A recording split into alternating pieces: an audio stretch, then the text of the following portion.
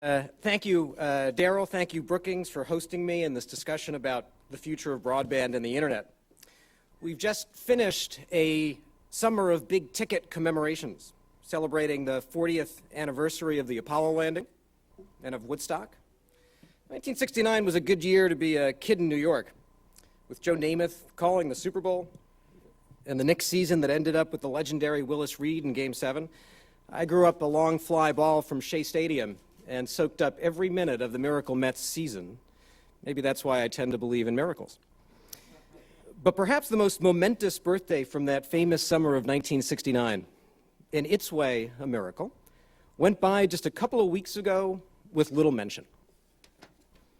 Just over 40 years ago, a handful of engineers in a UCLA lab connected two computers with a 15-foot gray cable and transferred little pieces of data back and forth. It was the first successful test of the ARPANET, the US government-funded project that became the Internet, the most transformational communications breakthrough since the printing press. Today, we can't imagine what our lives would be like without the Internet, any more than we can imagine life without running water or the light bulb. Millions of us depend upon it every day, at home, at work, in school, everywhere in between. The Internet has unleashed the creative genius of countless entrepreneurs and has enabled the creation of jobs and the launch of small businesses and the expansion of large ones all across America. That's why Congress and the President have charged the FCC with developing a national broadband plan to ensure that every American has access to open and robust broadband. The fact is that we face great challenges as a nation right now. Healthcare, education, energy, public safety. While broadband internet alone won't provide a complete solution to any of those problems, it can and must play a critical role in solving each one. Why has the internet proved to be such a powerful engine for creativity, innovation, and economic growth? A big part of the answer traces back to one key decision by the internet's original architects: to make the internet an open system. Historian John Naughton describes the internet as an attempt to answer the following question: how do you design a network that is future-proof, that can support the applications that today's inventors have not yet dreamed of? The solution was to devise a network of networks that would not be biased in favor of any particular application. The internet's creators didn't want the network architecture or any single entity to pick winners and losers, because it might pick the wrong ones. Instead, the internet's open architecture pushes decision-making and intelligence to the edge of the network, to end users, to the cloud, to businesses of every size and in every sector of the economy, to creators and speakers across the country and across the globe. In the words of Tim Berners-Lee, the internet is a blank canvas, allowing anyone to contribute and to innovate without permission. It's easy to look at today's internet giants and the tremendous benefits they've supplied to our economy and our culture and forget that many were small businesses just a few years ago, founded on little more than a good idea and a no-frills connection to the internet. Mark Andreessen was a graduate student when he created Mosaic, which led to Netscape, the first commercially successful web browser. Mark Zuckerberg was a college student in 2004 when he started Facebook, which just announced the addition of its 300 millionth member. It's hard to say because it's so big. Pierre Omidyar originally launched eBay on his own personal website. Today, more than 600,000 Americans earn part of their living by operating small businesses on eBay's auction platform, bringing jobs and opportunities to Danvers, Massachusetts, Durham, North Carolina, Lincoln, Nebraska, and many communities in both rural and urban America. This is the power of the internet: distributed innovation and ubiquitous entrepreneurship, the potential for jobs and opportunity everywhere there is broadband. And let us not forget that the open internet enables much more than commerce. It is also an unprecedented platform for speech, democratic engagement, and a culture that prizes creative new ways of approaching old problems. In 2000, Jimmy Wales started a project to create a free online encyclopedia. He originally commissioned experts to write the entries, but the project only succeeded after moving to volunteers to write them collaboratively. The result, of course, Wikipedia, one of the top 10 most visited websites in the world today and one of the most comprehensive aggregations of human knowledge in our history. the potential of collaboration and social media continue to grow, it is changing and accelerating innovation. And we've seen new media tools like Twitter and YouTube used by democratic movements around the globe. Even more, the internet is beginning to transform healthcare, education, and energy usage for the better. Health-related applications distributed over a widely connected internet can help bring down healthcare costs and improve medical services. 4 out of 5 Americans who are online have accessed medical information over the internet, and most of those say the information affected their decision-making. Nearly 4 million college students took at least one online course in 2007. The internet can potentially connect kids anywhere to the best information and best teachers everywhere. And the internet is helping enable smart grid technologies, which promise to reduce carbon dioxide emissions by hundreds of millions of metric tons. At the same time, we've also seen great strides in the center of the network. Most Americans' early exposure to the internet was through analog modems, which allowed a trickle of data through the phone lines to support early electronic bulletin boards and basic email. Over the last 2 decades, thanks to substantial investment in technological ingenuity, companies devised ways to retrofit networks initially designed for phones and one-way video to support two-way broadband data streams connecting homes and businesses across the country. And a revolution in wireless technologies using licensed and unlicensed spectrum and the creation of path-breaking devices like the BlackBerry and the iPhone have enabled millions of us to carry the internet in our pockets and our purses. The lesson of each of these stories and innumerable others like them is that we cannot know what tomorrow holds on the internet, except that it will be unexpected, that the genius of American innovators is unlimited, and that the fewer obstacles those innovators face in bringing their work to the world, the greater our opportunity as citizens and as a nation. Now, notwithstanding its unparalleled record of success, today the free and open internet faces emerging and substantial challenges. We've already seen some clear examples of deviations from the internet's historic openness. We've witnessed certain broadband providers unilaterally block access to VoIP applications, phone calls delivered over data networks, and implement technical measures that degrade the performance of peer-to-peer software distributing lawful content. We have even seen at least one service provider deny users access to political content. And as many members of the internet community and key congressional leaders have noted, there are compelling reasons to be concerned about the future of openness. One reason has to do with limited competition among service providers. As American consumers make the shift from dial-up to broadband, their choice of providers has narrowed substantially. I don't intend that remark as a policy conclusion or as a criticism. It is simply a fact about today's marketplace that we must acknowledge and incorporate into our policymaking. A second reason involves the economic incentives of broadband providers. The great majority of companies that operate our nation's broadband pipes rely upon revenue from selling phone service, cable TV subscriptions, or both. These services increasingly compete with voice and video products provided over the internet. The net result is that broadband providers' rational bottom-line interests may diverge from the broad interests of consumers in competition and choice. The third reason involves the explosion of traffic on the internet. While the growing popularity of high-bandwidth applications, internet traffic is roughly doubling every 2 years. Technologies for managing broadband networks have become more sophisticated and widely deployed. But these technologies are just tools. They cannot by themselves determine the right answers to difficult policy questions, and they raise their own set of new questions. In acknowledging the existence of challenging competitive, economic, and technological realities for today's internet, I want to underscore that this debate, as I see it, isn't about white hats or black hats among companies in and around the network. Rather, there are inevitable tensions built into our system, important and difficult questions that we have an obligation to ask and to answer correctly for our country. When I worked in the private sector, I was fortunate to work with some of the greatest innovators of our time. That taught me some lessons about the importance of innovation and investment. It also taught me the importance of developing clear goals and then being focused and practical in achieving them, making sure to have the best input and ideas from the broadest group possible. I am convinced that there are few goals more essential in the communications landscape than preserving and maintaining an open and robust internet. I also know that achieving this goal will take an approach that is smart about technology, smart about markets, smart about law and policy, smart about the experiences of ordinary consumers, and smart about the lessons of history. The rise of serious challenges to the free and open internet puts us at a crossroads. We could see the internet's doors shut to entrepreneurs, the spirit of innovation stifled, a full and free flow of information compromised, or we could take steps to preserve internet openness, helping ensure a future of opportunity, innovation, and a vibrant marketplace of ideas. I understand the internet is a dynamic network and that technology continues to grow and evolve.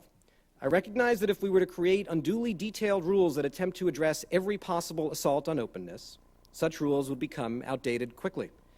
But the fact that the internet is evolving rapidly does not mean we can or should abandon the underlying values fostered by an open network or the important goal of setting rules of the road to protect the free and open internet. Saying nothing and doing nothing would impose its own form of unacceptable cost. It would deprive innovators, investors, and the public of confidence that a free and open internet we depend upon today will still be here tomorrow. It would deny the benefits of predictable rules of the road to all players in the internet ecosystem. And it would be a dangerous retreat from the core principle of openness, the freedom to innovate without permission, that has been a hallmark of the internet since its inception and has made it so stunningly successful as a platform for innovation, opportunity, and prosperity.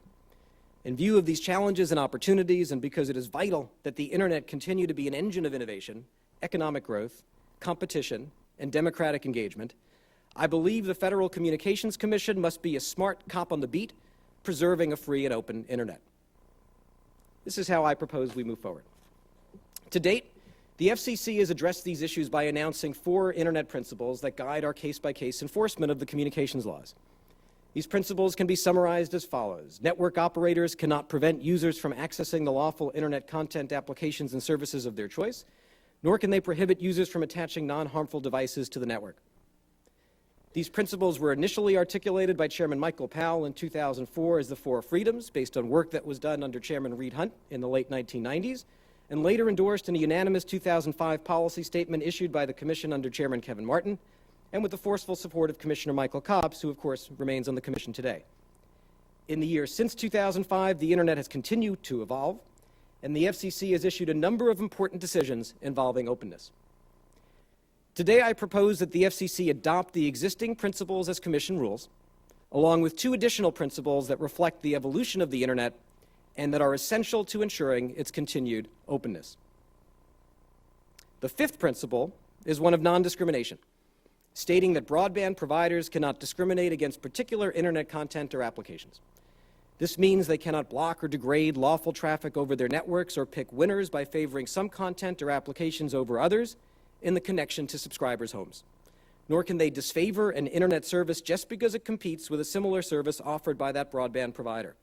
The internet must continue to allow users to decide what content and what applications succeed. This principle will not prevent broadband providers from reasonably managing their networks. During periods of network congestion, for example, it may be appropriate for providers to ensure that very heavy users do not crowd out everyone else. And this principle will not constrain efforts to ensure a safe, secure, and spam-free internet experience or to enforce the law. It is vital that illegal conduct be curtailed on the internet. As I said in my Senate confirmation hearing, open internet principles apply only to lawful content, services, and applications, not to activities like unlawful distribution of copyrighted works, which has serious economic consequences. The enforcement of copyright and other laws and the obligations of network openness can and must coexist. I also recognize that there may be benefits to innovation and investment of broadband providers offering managed services in limited circumstances. These services are different from traditional broadband internet access, and some have argued they should be analyzed under a different framework. I believe such services can supplement, but must not supplant, free and open internet access, and that we must ensure that ample bandwidth exists for all internet users and innovators. In the rulemaking process I will discuss in a moment, we will carefully consider how to approach the question of managed services in a way that maximizes the innovation and investment necessary for a robust and thriving internet. I will propose that the FCC evaluate alleged violations of the non-discrimination principle as they arise on a case-by-case basis, recognizing that the internet is an extraordinarily complex and dynamic system. This approach within the framework I am proposing today will allow the Commission to make reasoned, fact-based determinations based on the internet before it, not based on the internet of years past or guesses about how the internet will evolve. The sixth principle is a transparency principle, stating that providers of internet access must be transparent about their network management practices. Why does the FCC need to adopt this principle?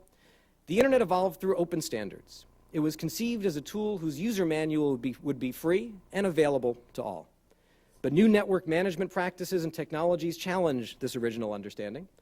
Today, broadband providers have the technical ability to change how the internet works for millions of users, with profound consequences for those users and content application and service providers around the world. To take one example, last year the FCC ruled on the blocking of peer-to-peer transmissions by a cable broadband provider. The blocking was initially implemented with no notice to subscribers or the public. It was discovered only after an engineer and hobbyist living in Oregon realized that his attempts to share public domain recordings of old barbershop quartet songs over a home internet connection were being frustrated. It was not until he brought the problem to the attention of the media and internet community, which then brought it to the attention of the FCC, that the improper network management practice became known and was stopped. We cannot afford to rely on happenstance for consumers, businesses, and policymakers to learn about changes to the basic functioning of the internet. Greater transparency will give consumers the confidence of knowing that they're getting the service they've paid for, enable innovators to make their offerings work effectively over the internet, and allow policymakers to ensure that broadband providers are preserving the internet as a level playing field. It will also help facilitate discussion among all the participants in the internet ecosystem, which can reduce the need for government involvement in network management disagreements. To be clear, the transparency principle will not require broadband providers to disclose personal information about subscribers or information that might compromise the security of the network, and there will be a mechanism to protect competitively sensitive data. In considering the openness of the internet, it is also important to recognize that our choice of technologies and devices for accessing the internet continues to expand at a dizzying pace. New mobile and satellite broadband networks are getting faster every day, and extraordinary devices like smartphones and wireless data cards are making it easier to stay connected while on the go. And I note the beginnings of a trend toward openness among several participants in the mobile marketplace. Even though each form of internet access has unique technical characteristics, they are all different roads to the same place. It is essential that the internet itself remain open, however users reach it. The principles I've been speaking about apply to the internet however accessed, and I will ask my fellow commissioners at the FCC to join me in confirming this. Of course, how the principles apply may differ depending on the access platform or technology. The rulemaking process will enable the Commission to analyze fully the implications of the principles for a mobile network architecture and practices, and how, as a practical matter, they can be fairly and appropriately implemented. As we tackle these complex questions involving different technologies used for internet access, let me be clear that we will be focused on formulating policies that will maximize innovation and investment, consumer choice, and greater competition. I've talked about what we need to do. Now I'd like to talk about how we should do it. I will soon circulate to my fellow FCC commissioners proposed rules prepared by Commission staff embodying the principles I've discussed, and I will ask for their support in issuing a notice of proposed rulemaking. This notice will provide the public with a detailed explanation of what we propose to do and why.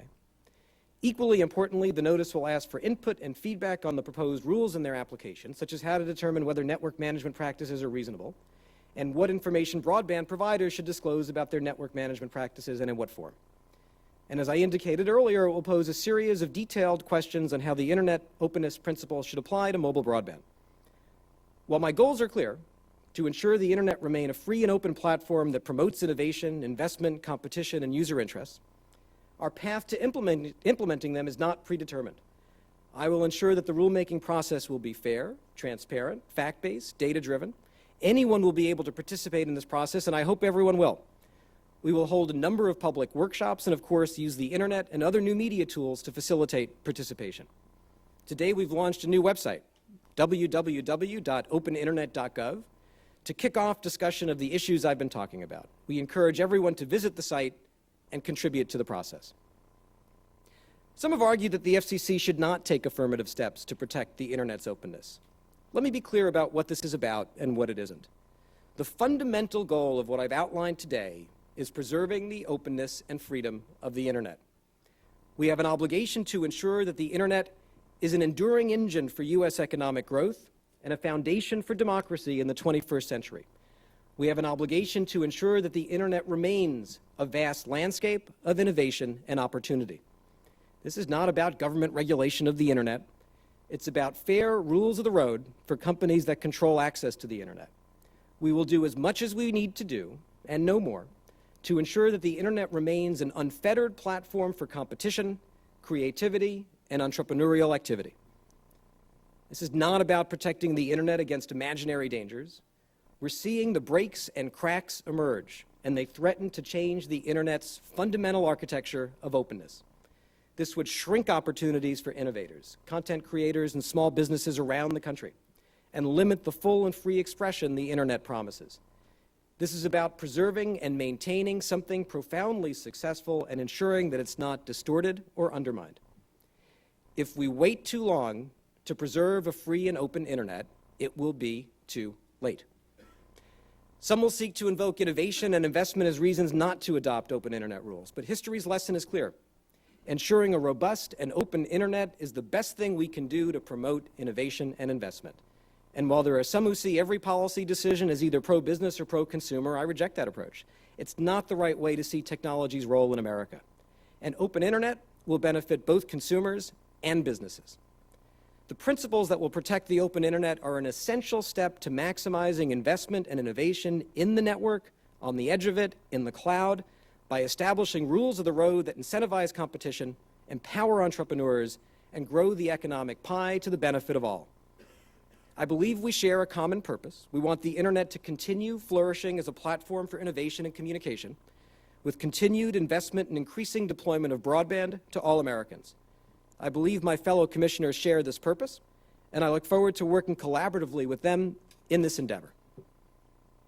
In closing, we are here because 40 years ago, a bunch of researchers in a lab changed the way computers interact, and as a result, changed the world. We are here because those internet pioneers had unique insights about the power of open networks to transform lives for the better, and they did something about it. Our work now is to preserve the brilliance of what they contributed to our country and the world. It's to make sure that in the 21st century, the garage, the basement, and the dorm room remain places where innovators can not only dream, but bring their dreams to life. And that's something none of us can be neutral about. Thank you.